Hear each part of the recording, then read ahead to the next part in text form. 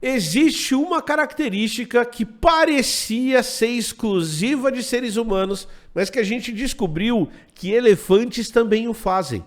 Elefantes têm nomes próprios. Eu vou explicar para vocês por que isso é tão importante e tão diferente na natureza. Eu sou Emílio Garcia, você está no Blablalogia e a gente aqui fala de ciência, de educação, de política, de arte e de tudo mais que você puder imaginar, tá bom? Não esquece de deixar seu like e de se inscrever no canal. A gente tem estudado e a biologia tem estudado cada vez mais como que sociedades de outros animais funcionam.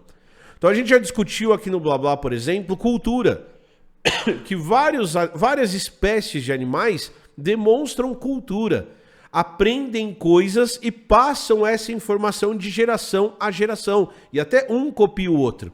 Na hora que você vê, por exemplo, macacos pregos usando ferramentas para abrir coquinhos, por exemplo, ou usando espetinhos para pegar formigas, e que um ensina o outro, e que se eu pegar um macaco prego que sabe usar pedra e colocar ele num grupo que ele não sabe, que não sabe, aquele grupo vai aprender com o macaco que sabe, a gente está falando de aquisição de cultura e principalmente de transmissão de cultura. Uma outra coisa que a gente já explicou aqui no Blá, por exemplo, é que cachalotes formam grupos gigantescos que determinam democraticamente o que vão fazer. Então os pesquisadores provaram que a posição do bando de cachalotes no oceano é determinada democraticamente. Nós temos grupos de aves de espécies diferentes que se comunicam e compartilham informações para obtenção de alimento. Mas tem uma característica que é exclusiva, ou pelo menos era exclusiva dos seres humanos, que a gente nunca tinha visto em outras espécies, que é o uso de nomes próprios, e que esses nomes próprios não estão relacionados a um comportamento do dono do nome. E eu já vou explicar isso. A gente já sabia, por exemplo, que em golfinhos e papagaios existiam determinados sons que eram chamados de sons de assinatura. O que é esse som de assinatura? O som de assinatura é aquele som que o indivíduo faz e que os outros copiam. Então a gente falava, por exemplo, que golfinhos tinham nomes, mas na verdade golfinhos não tinham nomes abstratos como o nosso. Então era basicamente o seguinte, o que era o nome do golfinho? Era um golfinho, então eu serei o golfinho, e é o golfinho que ficava falando o tempo todo assim, ó, Emílio, Emílio, Emílio, Emílio, Emílio, Emílio, Emílio. E os outros golfinhos, de tanto me escutar falar Emílio, quando queriam me chamar, falavam Emílio. O outro golfinho ficava falando Pedro, Pedro, Pedro, Pedro, Pedro, Pedro, Pedro. E de tanto escutar o Pedro falando Pedro, quando eles queriam chamar o Pedro, eles falavam Pedro. Então a característica do nome era uma característica do dono daquele nome. Eu falava Emílio e repetia aquilo, tinha aquele assovio, assinatura, e os outros aprendiam que aquilo me representava, dentre outros assovios, certo? Então era uma repetição do termo que eu usava. Os nossos nomes não funcionam assim. Eu não fico falando Emílio o tempo todo, por isso vocês me chamam de Emílio. O contexto nome, o conceito nome é um conceito abstrato, que no nosso caso é escolhido pelos nossos pais. Meu pai escolheu o meu nome, ele me chama por esse nome, portanto, eu aprendo que eu sou o Emílio e sempre que alguém quiser me chamar, usa esse conceito abstrato do meu nome para me chamar. Papagaios também têm assovios, assinatura, mas no esquema dos golfinhos que eu acabei de explicar.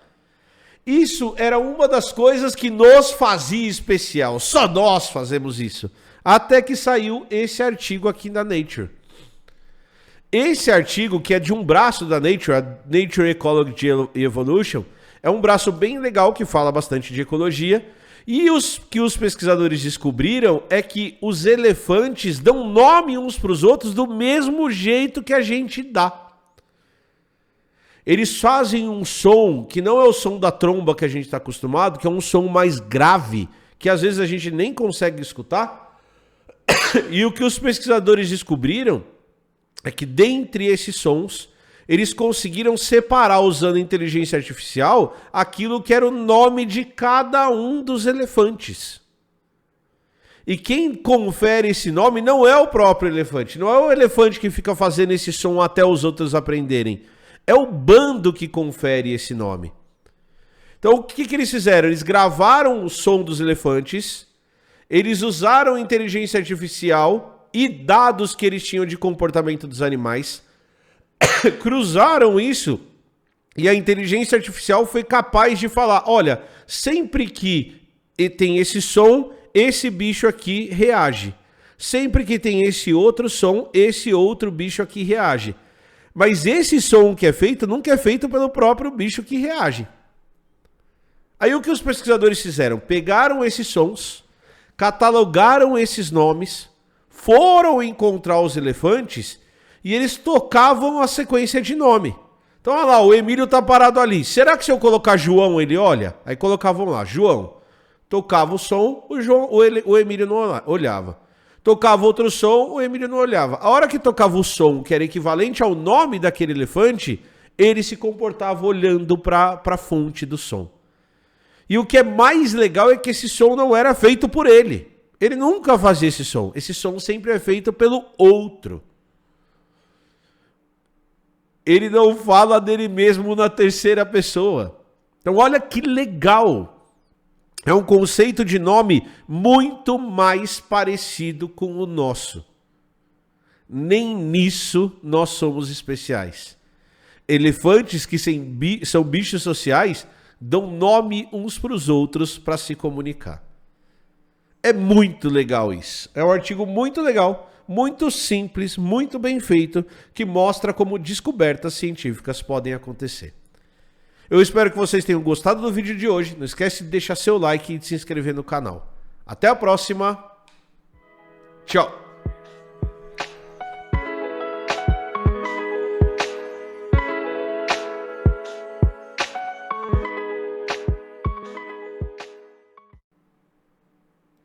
Legal, Antônio, não, muito provavelmente eles vão ter um vocabulário complexo. A gente não tem isso, por exemplo, para elefantes, essa descrição do vocabulário. Mas, por exemplo, você tem cães da pradaria, que é um tipo de mamíferozinho, que eles têm sons que eles descrevem os pesquisadores. Eles falam assim, ó, tá vindo aquele cara careca de barba e camiseta vermelha. E os pesquisadores conseguiram separar esses sons e eles falam do mesmo jeito sempre. Então, provavelmente em elefantes, a gente ainda não tem essa informação, mas provavelmente em elefantes deve acontecer uma coisa muito parecida. É provável que eles tenham um vocabulário mais complexo do que a gente imagina. A gente só não descobriu ainda. Então tem um vídeo, acho, inclusive aqui no Blá Blá,